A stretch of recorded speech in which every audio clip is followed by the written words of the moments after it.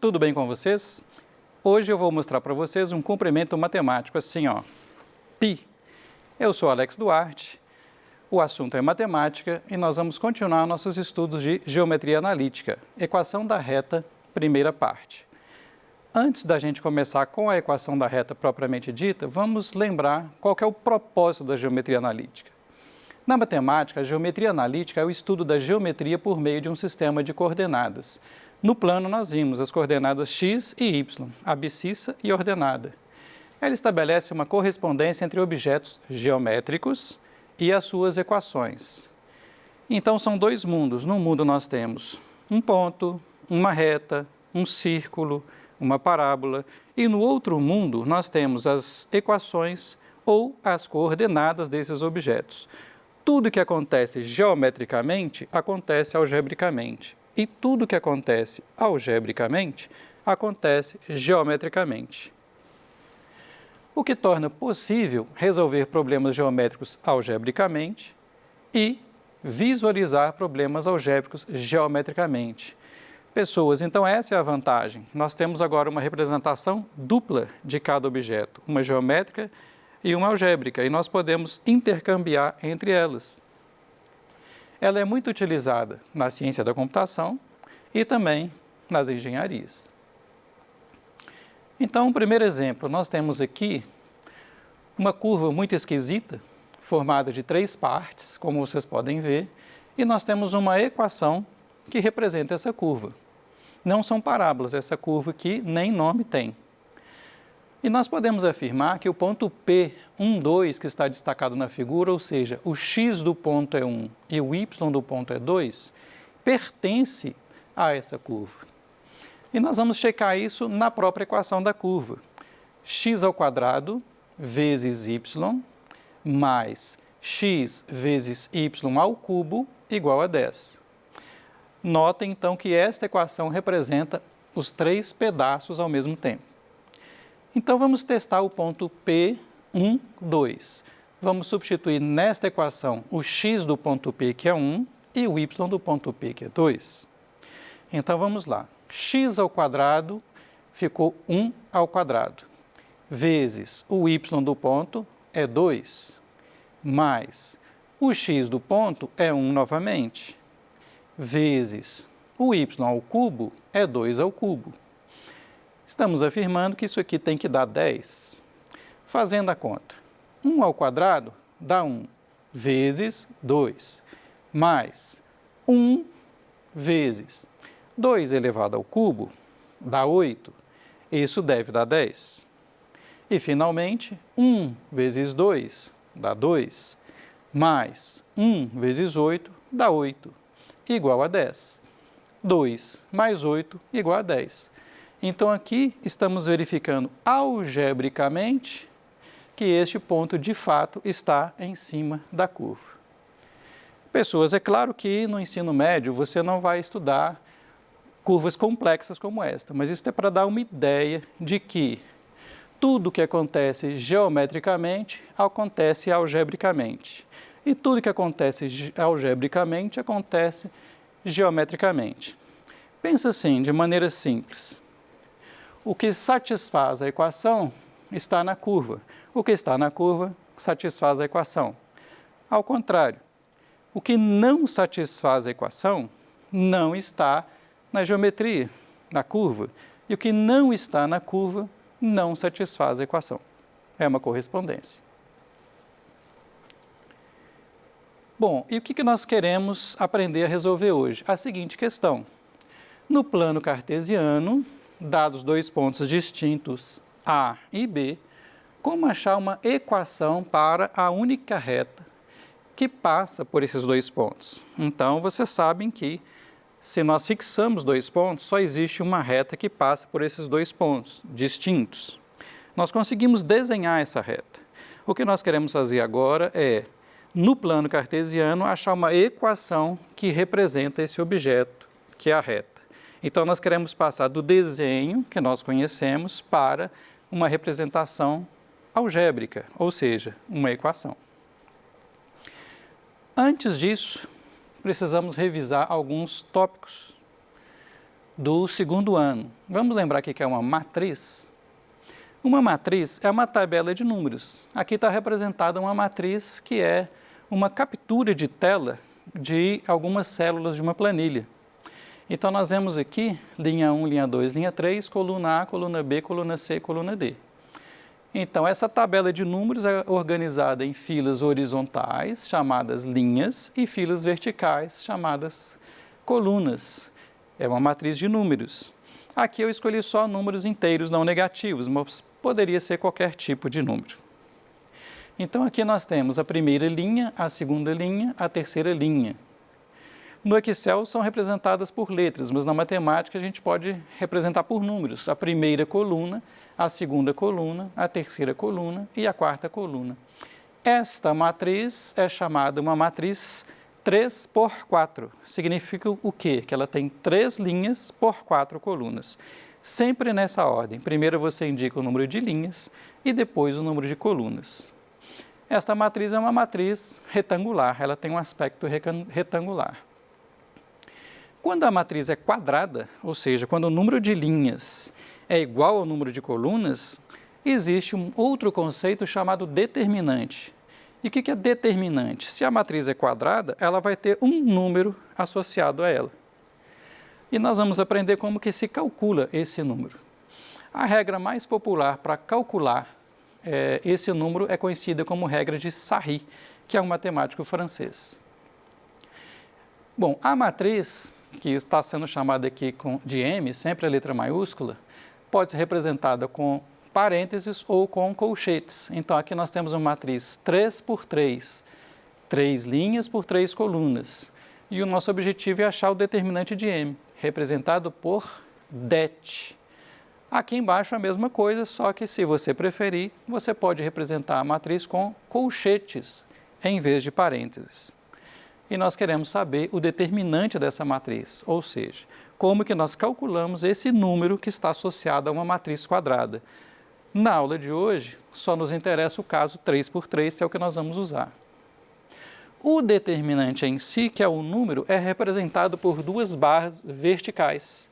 Então, em vez de escrever a palavra det com o nome da matriz, você pode também colocar 2 barras e colocar a matriz, sem os parênteses, sem os colchetes, os números da matriz dentro dessas 2 barras.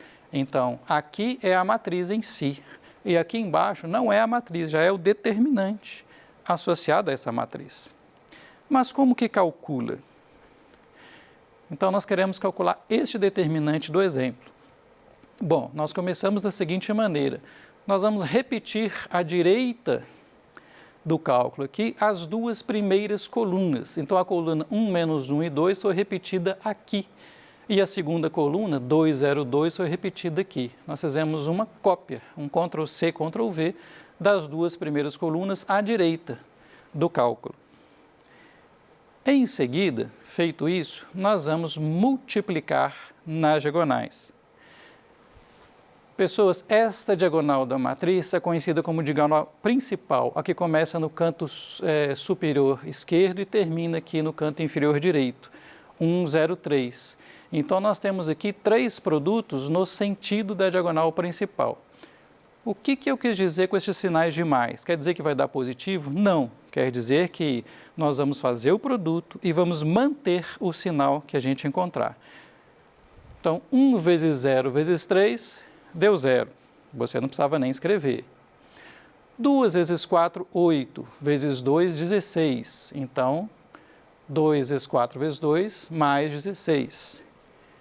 3 vezes menos 1 dá menos 3, vezes 2 dá menos 6. Você mantém o sinal, deu menos 6.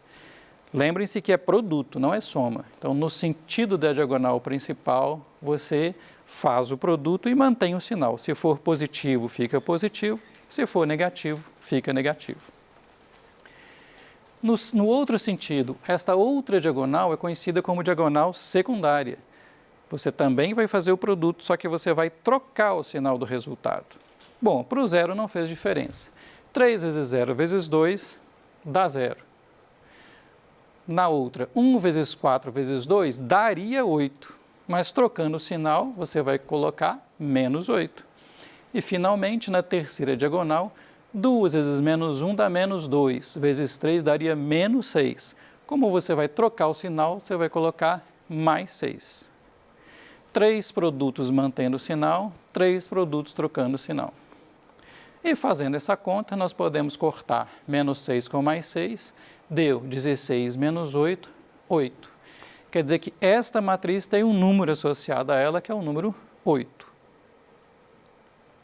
Bom, então agora o nosso problema. Dados os pontos A e B, no exemplo aqui, A menos 1, 5, x igual a menos 1, y igual a 5.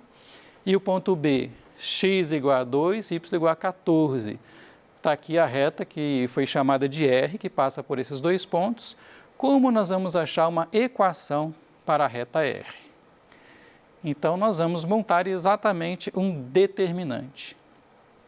Então, aqui eu repeti a informação dos pontos, A menos 1, 5 e B, 2, 14. Pessoas, esse determinante é sempre num formato fixo. Como assim, Alex? A primeira linha é sempre x, y, 1. A última coluna, a terceira coluna, é sempre 1, 1, 1. Nesta linha, nós vamos colocar as coordenadas de um dos pontos. Então, por exemplo, o ponto A, nós vamos colocar o x do ponto A e o y do ponto A. Na outra linha, nós vamos colocar a coordenada do outro ponto, x do ponto B e y do ponto B. Vocês vão me perguntar, Alex, a ordem faz diferença? Não, a ordem dos pontos não faz diferença. Por quê? A reta que passa por A e B é a mesma reta que passa por B e A, geometricamente. E aqui, se você trocar, você só vai trocar o sinal da equação, que também não faz diferença. Então, nós poderíamos ter colocado o ponto B primeiro e o ponto A depois. O que não pode ser trocado é a ordem das colunas. Reparem que essa coluna só tem x, esta coluna só tem y e esta coluna só tem o número 1. Então, aqui é sempre o x do primeiro ponto e o y, nesta ordem. Aqui também é sempre o x primeiro e o y depois. E este determinante nós vamos igualar a zero. Bom, substituindo os valores, o x do ponto A é menos 1, o y do ponto A é 5, ok? Continuando, o x do ponto B é 2, o y do ponto B é 14. Você vai falar, mas Alex, ficaram letras no determinante? Sim, ficaram mesmo, porque a gente não vai obter um número igual no exemplo numérico, a gente vai obter uma equação. E como que nós vamos chegar nessa equação? Usando a mesma técnica, a regra de Sarri. Então, nós vamos repetir essa coluna aqui, repetindo a primeira coluna, x menos 1 e 2, está aqui, x menos 1 e 2. Vamos repetir a segunda coluna, y, 5, 14 está aqui, y, 5, 14, este determinante sendo igual a 0. E agora vamos fazer com calma, com cuidado. Os produtos no sentido diagonal principal. Então, calma. X vezes 5, 5x vezes 1, 5x. Você pega e anota aqui, 5x. Y vezes 1 dá y, vezes 2 dá 2y. Anota aqui, mais 2y. 1 vezes menos 1 dá menos 1, vezes 14 dá menos 14. O sinal está sendo mantido. O que deu negativo, ficou negativo. Então, lembra que é produto, não é soma. Diagonal, produto, diagonal, produto, diagonal, produto. Nesse sentido, mantém o sinal. No outro sentido, nós vamos trocar o sinal. Então, tanto faz a ordem, mas fazendo aqui da esquerda para a direita, 1 vezes 5, 5, vezes 2 daria 10. Trocando o sinal, vai dar menos 10. X vezes 1 dá x, vezes 14, 14x. Trocando o sinal, menos 14x. E, finalmente, y vezes menos 1 dá menos y, que vezes 1 dá menos y, só que trocando o sinal, mais y igual a 0. Ok? Comentários. Por que a gente anota mais e anota menos? Isso não é o sinal do resultado, é como se você estivesse multiplicando por mais 1 nessas diagonais. E como se você estivesse multiplicando por menos 1 nas outras diagonais. Mantém o sinal, troca o sinal. Algumas pessoas preferem fazer essas 3 diagonais sem trocar o sinal e colocar um menos na frente de tudo, com parênteses, pode ser também. Faça do jeito que você achar melhor. Tudo isso aqui igual a zero, vai dar a nossa equação. Pessoas, por que chama equação? Porque tem um sinal de igual. Continuando, 5x menos 14x deu menos 9x. Fazendo com y agora, 2y mais y deu 3y. E fazendo com os números agora, menos 14 menos 10 deu menos 24. Tudo igual a zero. Bom, se você reparar que todos são múltiplos de 3, nós podemos simplificar essa equação dividindo tudo por 3. Menos 9x dividido por 3 deu menos 3x. 3y dividido por 3 deu mais y. E menos 24 dividido por 3 deu menos 8. Tudo isso igual a zero. Para ficar mais bonitinho, a maioria das pessoas gosta de começar aqui com um sinal positivo, considerando que a gente vai usar a ordem primeiro x, depois y, depois o número.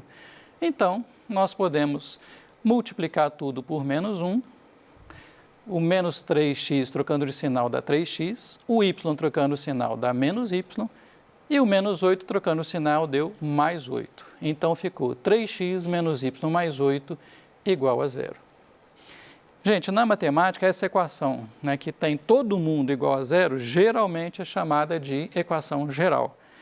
Pode ser de uma reta, pode ser de um círculo. Então, a equação geral da reta vai ser assim, né, um número vezes x, um outro número vezes y, uma constante igual a zero. Ok? Muito bem. Em vez de fazer isso que nós fizemos, nós poderíamos também ter feito o seguinte, nós poderíamos, neste ponto aqui, ter isolado o y. Então, nós vamos passar o menos 3x para lá e o menos 8 para lá e vamos isolar o y. Fazendo isso, o que aconteceu? O menos 3x passou para lá, trocou de sinal, entre aspas, ficou 3x. O menos 8 passou para lá, ele era negativo, passou para lá, ficou positivo, deu 8, então ficou y igual a 3x mais 8. Esta equação da reta com o y isolado é conhecida como equação reduzida e em outra aula nós vamos falar muito mais sobre ela. Um comentário interessante é que a equação geral da reta não é única. Por exemplo, aqui ela estava com sinais trocados. Nós multiplicamos por menos 1. Se você quiser, você pode multiplicar a equação por 10. Vai ficar 30x menos 10y mais 80 igual a zero. Continua sendo uma equação geral da mesma reta. É claro que quanto mais simples ela for, melhor. Mas ela não é única. Já a equação reduzida, ela é única. Com o y isolado, toda reta tem apenas uma equação reduzida. Então, ela é interessante nesse sentido. Bom, então vamos recordar? O nosso problema inicial era o seguinte, dados dois pontos distintos A e B, achar uma equação para essa reta, né, que nós descobrimos que é essa equação aqui, 3x menos y mais 8 igual a zero. Vamos verificar que esses dois pontos realmente estão nesta equação? Vamos pegar o x igual a menos 1, y igual a 5 do ponto A e substituir na equação, igual nós fizemos naquela primeira equação, aquela equação capeta lá, que eu falei para vocês que vocês não têm que se preocupar porque ela não cai no ensino médio. Mas essa aqui é bem mais simples. 3 vezes x ficou 3 vezes menos 1, menos o y, que é 5, mais 8. Deu menos 3 menos 5 mais 8 igual a zero, que é verdade. Substituindo do ponto B, 3x é 3 vezes 2, menos o y do ponto B é 14, mais o 8. 3 vezes 2 deu 6, menos 14 mais 8, também deu zero. Então, esses dois pontos realmente pertencem a essa reta. Tem uma última questão, que eu vou falar também bastante na outra aula. Por esses dois pontos passa, então, essa reta. Mas quem garante que esta equação que nós achamos representa uma reta? Tem outros objetos que se passam nesses dois pontos. Por exemplo, uma parábola. Talvez você lembre que não pode ser, porque a parábola é a equação do segundo grau. Tem um círculo também. Tem um Tiranossauro Rex também. Então, depois nós vamos caracterizar melhor essa situação e ter certeza do formato da equação da reta. Muito obrigado e até a próxima aula.